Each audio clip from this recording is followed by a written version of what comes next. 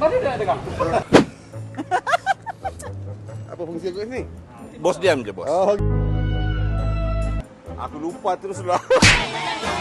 Baby kenal tak milik AP? Kenal. Siapa?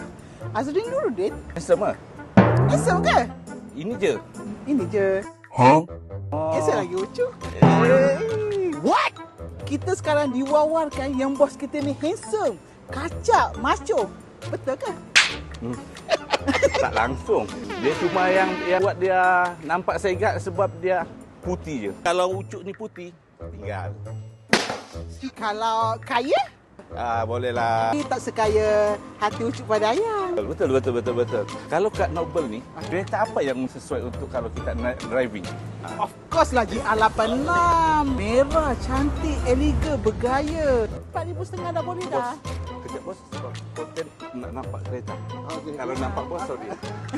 Okey. Betul lah. Dengan kelayakan 4,500 je, dah boleh dah ambil kereta ni. Bulanan pun lebih kurang 1,800 atau 1,900 Murah je. lah. Murah. Tapi handsome ke bos tu? Handsome lah juga. Tapi kan, tak sensor Ucup. Nak cium? Rumah tak tunggu lagi, kau dan Joe, no bekas.